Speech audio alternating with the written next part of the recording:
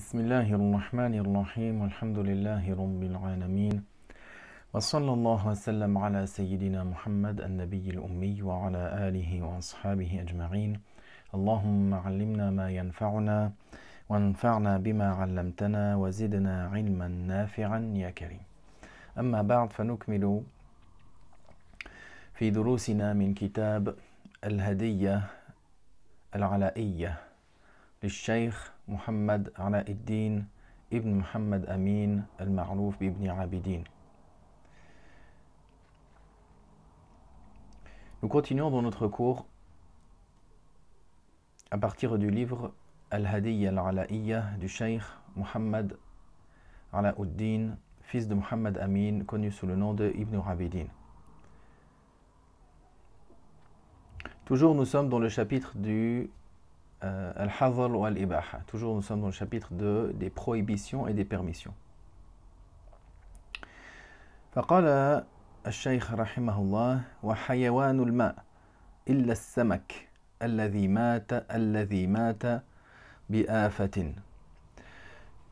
Le Cheikh rahimahullah mentionne dans les animaux qui sont illicites à la consommation, il mentionne également les animaux de la mer, si ce n'est le poisson qui est mort suite à quelque chose. فإنه يحل بسائر أنواعه ولو متولدا في ماء نجس غير طاف منه على وجه الماء الذي ماتت حتف أنفه من غير سبب وهو ما بطنه من فوق. Tous les poissons ou tous les animaux qui vivent dans la mer sont interdits à la consommation, selon l'imam Abu Hanifa, rahimahullah, si ce n'est le poisson. C'est-à-dire le poisson tel que l'on le connaît, avec son apparence.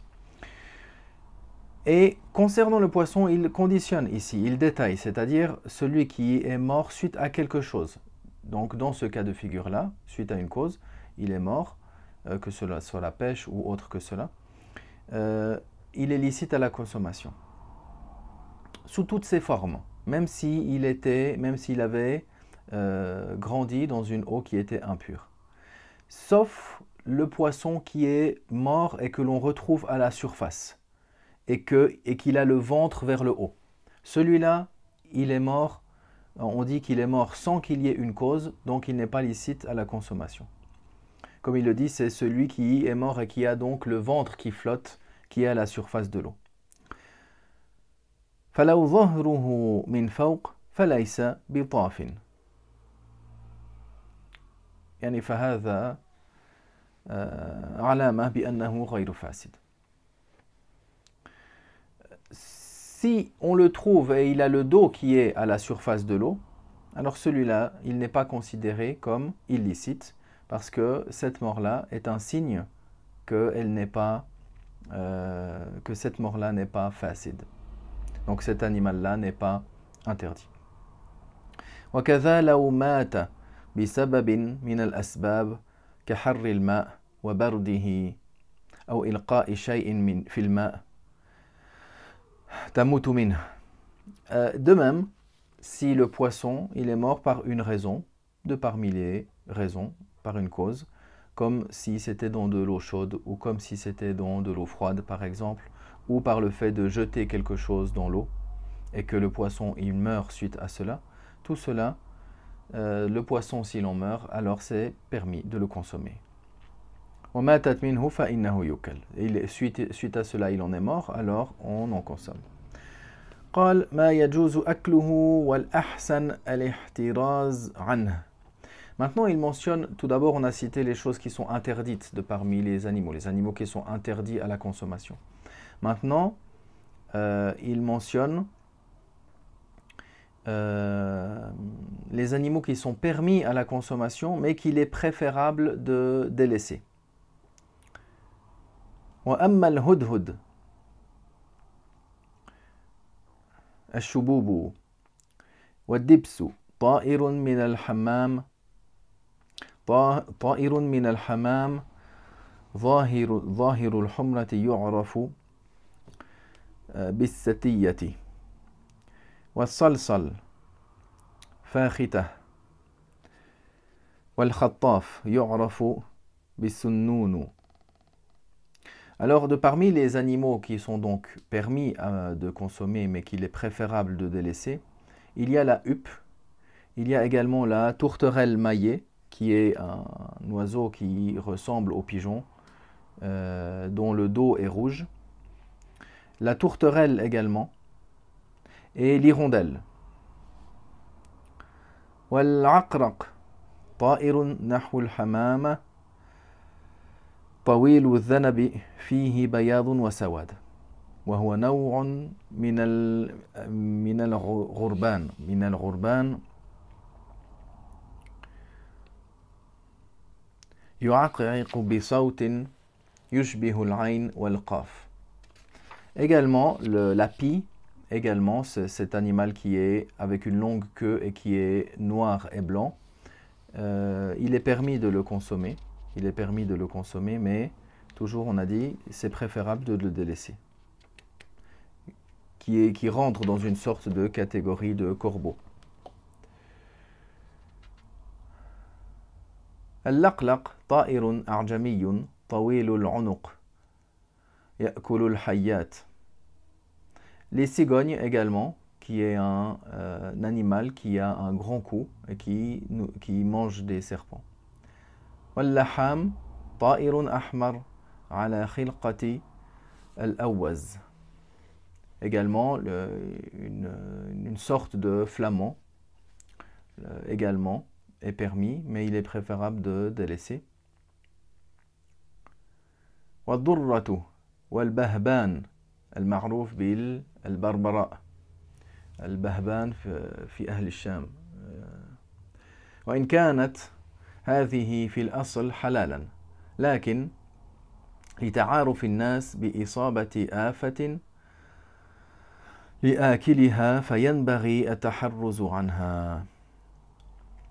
Également la perruche, également le perroquet, al-bahban, al-bahbahan, connu sous le nom de al-barbara, al-bahbahan, c'est ce nom-là qui est utilisé dans les pays du Cham.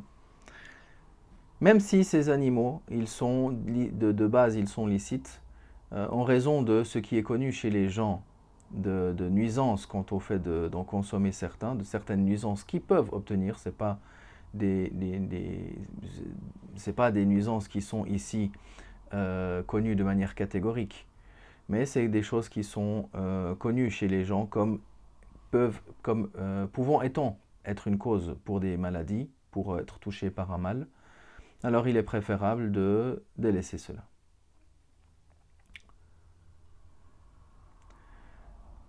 ويؤكل الخطاف والبوم والزاغ وفي الخفاش أي الوطواط اختلاف.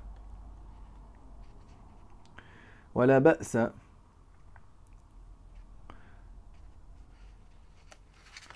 بأس بأكل الطاووس والفاختة.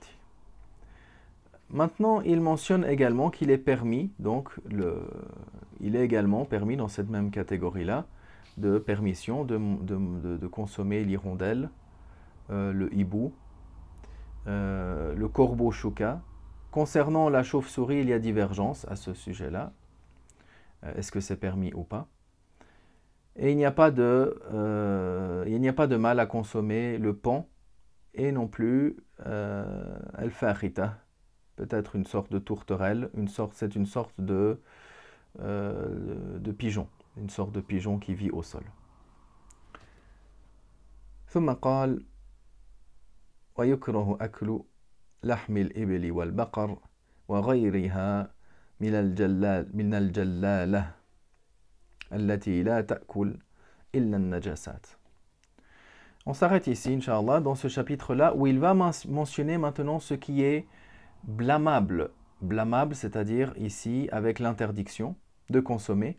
Et il cite la viande de chameau, la viande de vache, ou autre que cela, mais qui font partie de Al-Jallala. Al-Jallala, c'est ces animaux-là qui ne se nourrissent que des excréments, qui se nourrissent que des excréments. Dans ce cas-là, il n'est pas permis de les consommer. À la base, oui, consommer, on l'a vu, consommer la viande du chameau, la viande de vache, de poulet, de mouton ou de brebis, c'est permis. Mais ici, c'est spécifié par rapport au fait qu'il soit de parmi les jallala, de parmi ces animaux qui ne se nourrissent que des najasa. Dans ce cas-là, ce n'est pas permis. Walhamdulillah, wa sallallahu wa sallam ala rasulillah.